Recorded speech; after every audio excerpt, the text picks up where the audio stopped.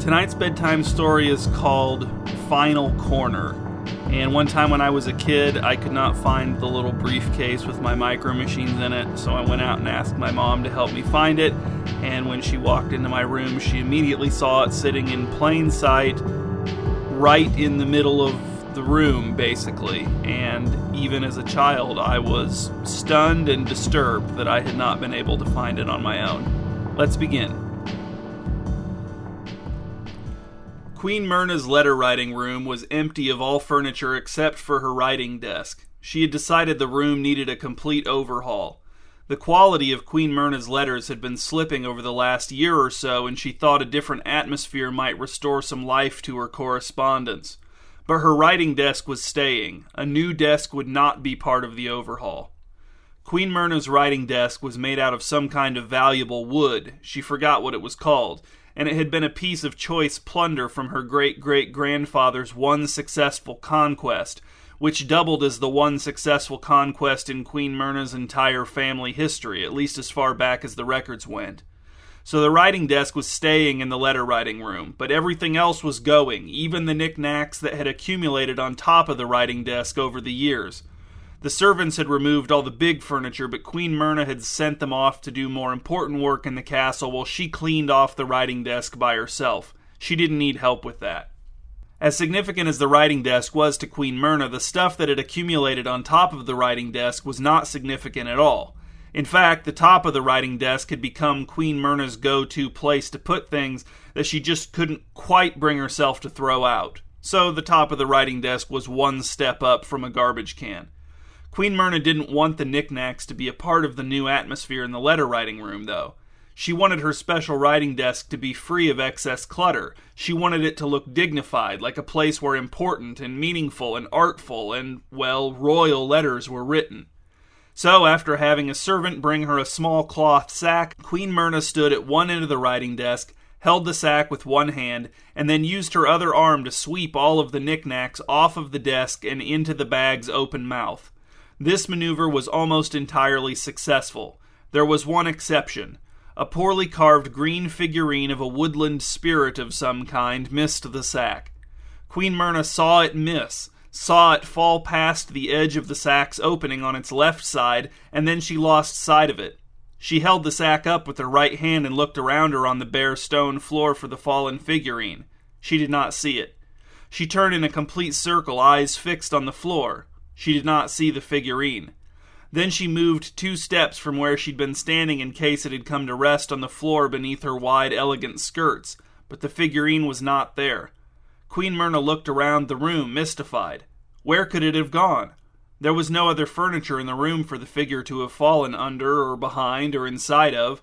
There were no long drapes on the windows behind which it could have bounced. There weren't any drapes on the windows at all. The light of an overcast afternoon came through them unobstructed. There were no holes or cracks in the floor or walls large enough to accommodate the figurine. The door to the letter-writing room was closed, but even if it hadn't been, there was no way the figurine could have bounced all the way across the room to it. Queen Myrna had not swept the knick-knacks with that much force, and even if she had, her sweeping motion had been away from the door, not toward it. Queen Myrna opened the sack and peered into it. She pawed through the knick-knacks. The green figurine of the woodland spirit was not among them. She knelt and turned the sack upside down, dumping its contents out on the floor. None of the knick-knacks that spilled out were the figurine she was looking for.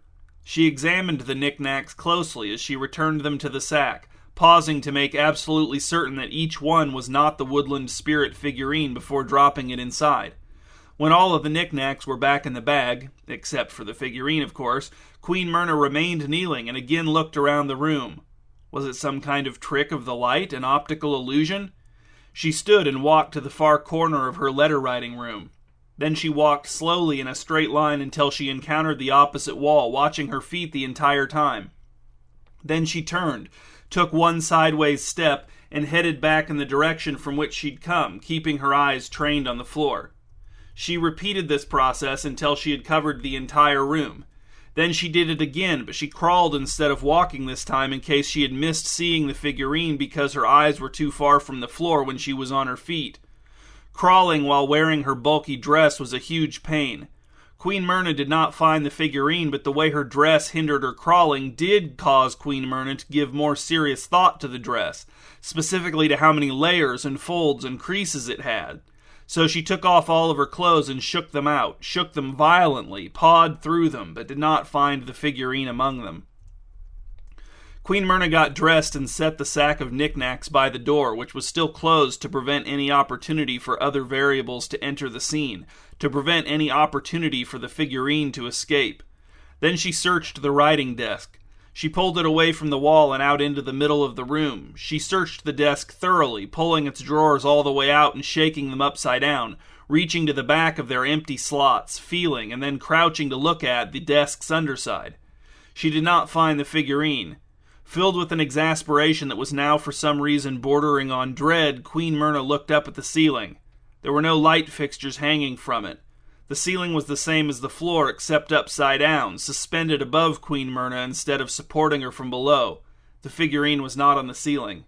But Queen Myrna knew the figurine was somewhere because all figurines are somewhere. A figurine has to be somewhere. Queen Myrna thought about how being somewhere is an essential quality of a figurine, albeit one so essential that perhaps most people don't bother to say so, or even think about it. She walked over to the door, bolted it closed, and then pounded on it until she heard the approaching footsteps of a servant. "Your Highness? Are you trapped in there?" "No," said Queen Myrna, "but I don't want to open the door. I don't want anyone to open the door. Send for Dylan, okay? Have him come up here and talk to me through the door." "At once, Your Highness," said the servant, and Queen Myrna heard him hurrying away. She sat down with her back against the door to wait, her eyes scanning the nearly empty room as if expecting the figurine to pop into sight at any moment. "Your Highness?" Queen Myrna recognized Dylan's low, solemn voice, which she knew was a total affectation, because he had not talked like that when she had interviewed him for the royal seer job 3 years ago. Back then, he had just talked like a normal guy. That was probably the biggest reason Queen Myrna had hired him. She had always been annoyed by seers who tried to act all seery all the time. But immediately after getting the job, Dylan had slipped into the same mannerisms as pretty much every other seer Queen Myrna had ever met. She was tempted to fire Dylan, but would she really be able to find a replacement who was any better? She doubted it. And Dylan was good at doing seer stuff, offering mystical-sounding advice, attempting to predict the future, creeping people out, walking very quietly, hearing good gossip from other seers and passing it along to Queen Myrna, smelling weird for no specific discernible reason, either having visions or doing a very good job of pretending to have visions, interpreting Queen Myrna's dreams in ways that were usually flattering, etc. Granted, Queen Myrna did not consider any of these duties particularly vital to the kingdom, but having a seer was just one of the many expectations of queenship that she would have happily done without if not for the impossible weight of centuries of tradition. Queen Myrna didn't even want to imagine all the griping, criticism, and constant questioning that her advisors, allies, and everyone else would pester her with if she were to eliminate the seer position entirely. But now Queen Myrna needed Dylan to do something genuinely helpful. "I've got a job for you, Dylan." "Of course," said Dylan through the door. "Anything you need. Anything within my power, of course." "Well, that's where we might run into trouble," said Queen Myrna. "I need you to see something, but I don't know where it is. I need you to see where it is. Can you do that?" "Remote viewing," said Dylan. "Difficult, certainly, but within the purview of a royal seer. I can try, Your Majesty." "Great," said Queen Myrna. "It's worth a try." "What is it you'd like me to try to see?" asked Dylan. "It's a figurine," said Queen Myrna. "You've been in this room before, right? You remember my writing desk?" "Of course," said Dylan, "crafted from that, very fine wood." "You remember the knick-knacks I had on top of it? All that little junk?" "I remember some little things on top of it, yes," said Dylan. "Do you remember the green one?" asked Queen Myrna. "The green figurine? It was supposed to be some kind of woodland spirit, I think. It's not very well crafted. I don't know where it came from. Do you remember it?" "Not specifically," said Dylan. "Is that what you want me to try to see?" "Yes," said Queen Myrna. There was a pause. Then Dylan said, "Your Highness, if you'll forgive my impertinence, can I ask why we're having this conversation through a closed door?" Queen Myrna did forgive Dylan's impertinence. It was a fair question, and she explained the whole situation to him. "So the door has to stay shut," she concluded, "so that everything stays like it was when the figurine fell." Dylan was silent for long enough that Queen Myrna began to wonder if he had walked away from the door. He was a very quiet walker when he wanted to be. but he proved he was still just beyond the letter-writing room door when he finally spoke. "And how is this figurine important to you, Your Highness?" "It isn't," said Queen Myrna. "Honestly, I was probably either going to throw it out or give it to one of the serving girl's kids or something. Or rather, I should say it wasn't important, but now it is. Or rather, I should say it still isn't important, but it is important that we find it." "Oh," said Dylan. "Maybe it bounced into a crack in the floor?" "Do not do this, Dylan," said Queen Myrna. "I looked everywhere." "Maybe if you just let me in to help you look," said Dylan. "Maybe you just need another set of eyes." "No," said Queen Myrna, "I can't open the door because if I do and we still can't find the figurine, I'll drive myself crazy wondering if it got out somehow. If it rolled out or if you sneaked it out or, I don't know, something. This is why I called you. You're the only one who might be able to see without coming into the room, right? Because if not, you can just go away." Okay, Your Highness," said Dylan. The added honorific didn't really make him sound much more respectful. "Can you give me a little more detail about what the figurine looks like?" Let me think," said Queen Myrna. She closed her eyes and tried to picture it. "You really don't remember it?" "Only vaguely," said Dylan. Queen Myrna doubted even that much was true. "Well, like I said, it's green. It's only a few inches tall." "Can you be more precise on its size?" asked Dylan. "And on the shade of green?" 3 inches, said Queen Myrna, "and it's dark green, darkish." "And you said it's a woodland spirit?" asked Dylan. "That's what it's supposed to be?" "Yes," said Queen Myrna. "I could draw it for you and slide the drawing under the door, but I don't have a quill and paper in here anymore. The desk is all cleaned out. The knick-knacks were the last things to go." "I'll slide you a quill and paper under the door from this side," said Dylan. "The inkwell won't fit," said Queen Myrna. "I'll dip the quill in the ink on this side and then slide it under the door to you," said Dylan. "As many times as you need. We'll pass it back and forth." "Actually, I can't draw it," said Queen Myrna. "I don't draw well. A drawing would only confuse you. Don't you have enough information to try and see where it is now?" She was suddenly worried about leading Dylan astray, accidentally giving him some detail that might send him down the wrong track and spoil everything. It seemed preferable for his mental image of the figurine to stay vague but more or less accurate, as opposed to specific but in potentially inaccurate ways. Queen Myrna heard Dylan sigh through the door, which he wasn't supposed to do in response to his queen, but he probably assumed she couldn't hear him. "I heard that," said Queen Myrna. "I beg your pardon," said Dylan. "I wasn't sighing at you, I was sighing at something that happened over here." "What was it?" asked Queen Myrna. "Oh, just a problem with my shoes," said Dylan. He hurriedly changed the subject to avoid further questions on the topic of his traitorous sigh. "I'll begin to attempt the remote viewing of the figurine now, Your Highness. This requires extreme concentration, so if you don't hear from me for a little while, that should be expected, okay?" "Okay," said Queen Myrna, "go for it." Still seated on the floor and leaning against the door, she again surveyed the letter-writing room, all of its elements. The ceiling, the floor, the sack of knick-knacks, the walls, the windows, and the desk in the middle. That was it. That was everything there was to see. Unless the figurine was still in the room somewhere, which it had to be, because it had to be somewhere, and there was no feasible way that it could have gotten out of the room. Queen Myrna stood up and returned to the desk, walking around and around it. The figurine's trajectory as it had fallen past the open sack was away from the desk, but it was irregularly shaped and could have bounced back toward the desk when it hit the floor. What if there were some kind of secret compartment in one of the desk's legs into which the figurine had caromed? Queen Myrna got down on her hands and knees and examined each of the writing desk's legs, feeling them up and down for any seams, triggers, bumps, switches, depressions, anything. She found nothing. Then she examined the desk all over, feeling it inch by inch. It took a long time, but in the end it turned out that the desk had no secrets, or if it did, those secrets remained concealed. Queen Myrna looked around the room again, ceiling, floor, sack, walls, windows, desk. What if there were a secret compartment in the floor or the walls? What if the figurine had burst into fine, fine dust when it hit the floor? What if the figurine had gotten inside of Queen Myrna's own body somehow? What if microscopic organisms had come into the room through the crack under the door and devoured the figurine? Dylan knocked on the door. "Your Highness? I believe I saw the figurine, but—" "You saw it?" asked Queen Myrna, rushing back to the door. "Where was it?" "I couldn't tell," said Dylan. He sounded drained, enfeebled. "Was it in a light place?" asked Queen Myrna. "In a dark place? Was there wood around it? Stone?" "I couldn't tell," said Dylan. "But now we know there's hope, right?" "What are you talking about?" asked Queen Myrna. Well, Your Highness, said Dylan, now we know it's somewhere. Queen Myrna briefly considered seething in silence, but instead she shouted, We already knew that, you idiot! All figurines are somewhere! In response to this outburst, Dylan had the good sense to say nothing. Mom?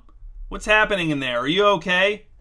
Princess Ivy's voice was filled with annoying concern. Yes, Ivy, I'm fine, said Queen Myrna. Why are you breathing hard? Asked Princess Ivy. What were those cracking sounds I heard? I'm breaking my writing desk apart, said Queen Myrna. She had broken pieces of that valuable wood in each hand. Fortunately, the wood's value was not tied to its durability. Queen Myrna had been able to destroy the desk using only her own hands and feet, and her knees once or twice. Why are you breaking the writing desk apart? Asked Princess Ivy. It's so valuable, and it's a family heirloom. You told me it was going to be my writing desk someday. I'll get you another writing desk, said Queen Myrna. Why are you here? Dylan told me there was something wrong with you, said Princess Ivy. He said you were losing your mind over some trivial thing and wouldn't come out of the letter-writing room. There was a pause and some frightened whispering, which Queen Myrna took to be Dylan panicking about the way he was being portrayed. Further support was provided for this hypothesis when Princess Ivy said, Well, he didn't phrase it exactly like that, but he could have because you are acting strange, Mom. Let me in. I can't open the door until I find the figurine, said Queen Myrna. This room can't be contaminated by elements that were not present when the figurine fell. You're calling me a contamination? Asked Princess Ivy. Really? You know what I mean, said Queen Myrna.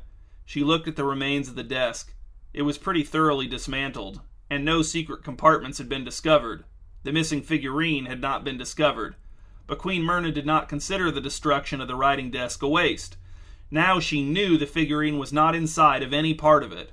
Which figurine are you looking for, Mom? Princess Ivy was trying a different tactic, Queen Myrna could tell. The little green one, said Queen Myrna, the woodland spirit. Are you serious? Asked Princess Ivy. I gave you that figurine. You did? Yes, I did. When we were visiting King Vormit's kingdom, Dad let me go to the marketplace with Princess Hylia to pick something out for you. I used my own money on that figurine. That sounds familiar, said Queen Myrna. It's coming back to me. How old were you? I don't know, said Princess Ivy, 7 or 8. King Vormit sent, 30 guards with us. We made a huge scene. The shopkeeper I bought that figurine from kept kissing my hand and crying. I totally forgot the figurine was from you, said Queen Myrna. I'm sorry, Ivy.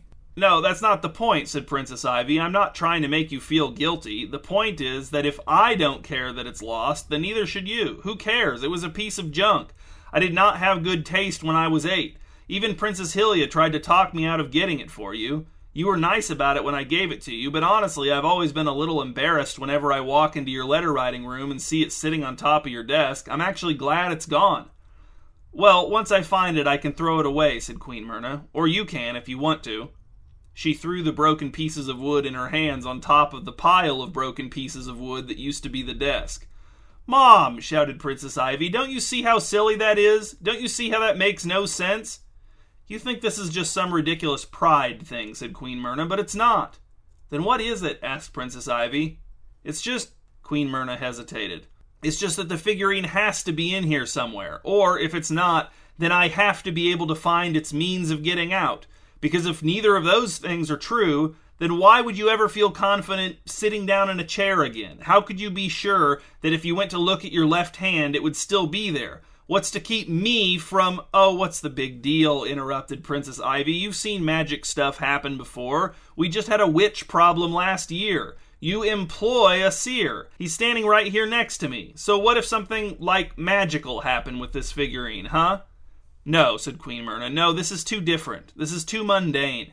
Magic happens with purpose, with intent. Someone sets out to accomplish something with magic. This was just a figurine falling on the floor. There would be no reason for it to... She stopped at the sound of Princess Ivy speaking in low tones on the other side of the door. Queen Myrna couldn't make out what Princess Ivy was saying, but she heard Dylan say, You want me to gather them? Yes, said Princess Ivy. You don't think you can? It just isn't really part of my duties, said Dylan. Well, this is an emergency, said Princess Ivy. What's an emergency? Asked Queen Myrna. The Queen won't come out of her letter-writing room, said Princess Ivy. It's a real crisis. Hold on, said Queen Myrna. You don't need to tell everyone. but she heard Princess Ivy walking away from the letter-writing room door. The princess was not as quiet of a walker as Dylan. She didn't try to be. "Dylan?" called Queen Myrna, but he was gone too. Queen Myrna didn't know what her daughter was up to, but she returned to the task of searching the letter-writing room for the missing figurine with renewed urgency. It came as a surprise to Queen Myrna when the light coming into the letter-writing room through the windows began to fail. She had lost touch with the idea that her search for the figurine was taking place within the dominion of time. At first, as the room became more and more dim, Queen Myrna was worried about how the loss of light would impede her search for the figurine. But then she thought, well, having the light hadn't done her any good, so maybe losing it would actually be a benefit? Maybe the whole reason she wasn't finding the figurine was because of the light. If there was no light, then that light couldn't perform any tricks on her, and her eyes wouldn't be able to deceive her. Yes, the encroaching darkness might very well be the solution to this whole mess. Without being able to see, Queen Myrna would be more reliant on her ears, for example. What if there was something to hear that would clue her in as to the figurine's location? She hadn't even considered careful listening as a tactic until now. Maybe other tactics would occur to her as well. Maybe her sense of touch would be heightened without visual distractions. She'd finally feel that certain divot in the floor that indicated a tiny, clever trapdoor. Or she'd smell something, or she'd taste something. Something that would lead her to the figurine, whether directly or as a first step in a series of steps. The one thing Queen Myrna worried about was that the departing light meant a change in the conditions in the room from when the figurine had fallen. She knew it was silly to worry, for example, that the departing light would take the figurine with it, would smuggle it off to wherever the light went during the night, but that thought did nag at her. But what could she do about it? Nothing. Even if there had been candles in the room, she wouldn't have lit them. That wouldn't have been counteracting and negating a change, that would have been adding another change on top of it. Maybe she shouldn't have destroyed the desk, but she had to in order to fully search it. But that act of searching had changed the conditions of one or more elements of the room. But maybe so had taking her clothes off and putting them back on. Maybe so had walking and crawling and feeling, pounding on the door, talking to Dylan, talking to Princess Ivy. What if Dylan's remote viewing of the figurine, assuming he had actually done so, had magically affected it, moving or destroying or shrinking it or something? The sun set. The last of its residual light dissolved, and a period of full-blown night began. The sky was overcast with a thick layer of cloud, so if there was a moon behind it, none of that moon's light was able to fight through to the surface of the planet to which it was gravitationally beholden, the Earth. Not to the spot on the Earth currently occupied by Queen Myrna's kingdom, anyway. So the letter-writing room was now utterly dark. Queen Myrna could not see anything. She had never been afraid of the dark before in her life, not even as a child. But the world had made more sense to her for the entirety of her life prior to today than it did today, and now she was afraid of the dark. But she had a task to perform. If she could find the figurine, then she could unbolt the letter-writing room door and walk out into the firelight in the company of her subjects and friends and family. She crawled her way to the wall opposite the door, then to a corner. Yet again, she started her slow, meticulous search of the floor, leading with her hands and feeling as hard as she could while she crawled, seeing nothing, finding the opposite wall and turning to crawl and feel back in the direction from which she'd come. This took a long time. She didn't want to have to do it again. If she didn't find the figurine, she would do it again, but better to be so thorough the first time that more attempts would not be necessary. Eventually, having found nothing, Queen Myrna reached the third corner of the room, which meant that with only one more traversal of the distance from wall to wall, she would have searched the entire floor of the room in the dark. If she did not find the figurine by the time she reached the fourth and final corner, then that would mean that the dark search had been as fruitless as all the ones she had executed in the light. This thought made her hesitant to launch toward that final corner. What if she stopped now? What if she crawled to the door, opened it, and went out? Would she be able to tell herself that she would have found the figurine on that final stretch? Would that deduction, which seemed sensible enough, be sufficient to ease her distress, even with a whole day of failures preceding it? She knew it wouldn't be enough. She had to actually find the figurine, not just convince herself that she would have. So she crawled, her left side brushing against the wall, then brushing against the door, under which she saw the dull glow of light from another existence, which was how Queen Myrna knew she was halfway to the final corner. As she felt her way past the door, Queen Myrna heard footsteps approaching from the other side, many footsteps, plus the jangling and clanking of armed men. She was tempted to hurry, but she knew what the consequences of that could be. She might miss the figurine in her rush. The footsteps stopped. Queen Myrna heard murmuring voices, then the sound of Princess Ivy shushing them. She'd recognize her daughter's shush anywhere. Then there was a gentle knock. "Mom?" Queen Myrna ignored her. She was almost to the final corner. It was hard to judge how much farther it was in the dark, but she had moved from one end of this room to the other so many times today that she knew she was close. Just a few more feet. She needed to concentrate, needed to focus all of her attention on the sensations firing up from her fingertips and palms to her brain. "Mom?" Princess Ivy knocked louder. Queen Myrna's left hand brushed against something. It moved and tapped against the wall. She had reached the corner, and there was something in that corner.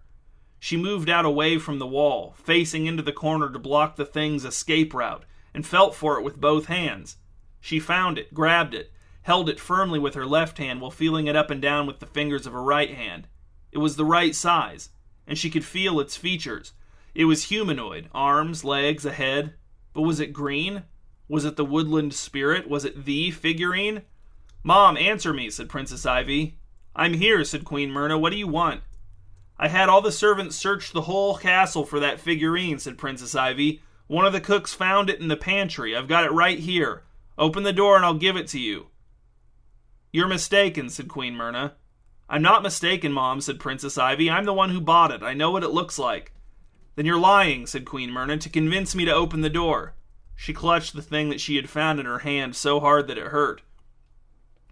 "Mom," said Princess Ivy, "I'm not lying. I have the figurine right here in my hand. Dylan, tell her that I've got it. Mom, Dylan's going to confirm that I have it, and you can execute him if you open the door and see that he's lying." "Dylan doesn't know what it looks like," said Queen Myrna. "He could be tricked by another small green figurine." There was silence, then a small thump on the door that Queen Myrna took to be her daughter's weary forehead. "I can't let anyone in until morning," said Queen Myrna, "at the earliest." "Why not?" asked Princess Ivy. "Because," said Queen Myrna, "I think I found the figurine, but I have to wait until the sun comes up to confirm that, because if I open the door and it turns out that I found the wrong figurine, then the room will be contaminated, the conditions will have changed, and I'll never have closure." "You don't have the figurine, Mom. I have the figurine. It's been in the pantry this whole time. Who knows how long? Probably days." "No," said Queen Myrna. "If anyone has the figurine, it's me. I also may not have it, but you definitely don't." "All right," said Princess Ivy in a tone that suggested she was no longer speaking to Queen Myrna. "She's sick and she needs help. Break down the door." "No!" screamed Queen Myrna. "No! I'm your queen and I command you to—" The heavy blows of axes and the sound of splintering wood drowned out her cries of protest. Queen Myrna clenched her eyes shut and huddled facing the corner with the figurine, if that's what it was, cupped in both hands, shielded from the intruders. She heard the men coming into the room, felt the presence of other people and things contaminating the whole environment, changing it forever. "Mom," said Princess Ivy. "Mom, look at me." "No." "Look at what's in my hand. It's right here." Queen Myrna didn't respond. She didn't know what to say or what to do. "Mom!" Queen Myrna felt her daughter's hand on her back, shaking her. "Mom!" And then Princess Ivy's voice changed. "Mom?" The question in her voice was a frightened one. "What?" asked Queen Myrna, still refusing to look at her daughter or either of the potential figurines or anything else. "Where's the desk?" "What do you mean, Ivy?" asked Queen Myrna. "I broke it apart." "Right," said Princess Ivy, "but where are the pieces?" "In the middle of the—" Queen Myrna stopped speaking. She thought back to her final crawl through the room in the dark, the way she had felt every inch of the floor. She had felt stone, she had felt the sack with the other figurines in it, but throughout that entire search she had felt no scraps of wood, no pieces of broken writing desk. "What did you do with it?" asked Princess Ivy. "Did you take the pieces out and burn them in the fireplace while we were gone?" Queen Myrna heard her whirl to face the guards. "Marvin, you were standing guard. When did she bring the broken wood out? What did she do with it?" "She never came out," said the guard. "The door never opened, not until now." "Then where is it?" asked Princess Ivy, her voice rising dramatically in both pitch and volume from the beginning of the sentence to the end. Queen Myrna stayed face down and eyes closed in the final corner. Her hands had begun to sweat around the small thing within them. She said, "It has to be somewhere, Ivy. "I know that," said Princess Ivy. "Everything's somewhere." "But," said Queen Myrna, "you opened the door." And now it could be anywhere.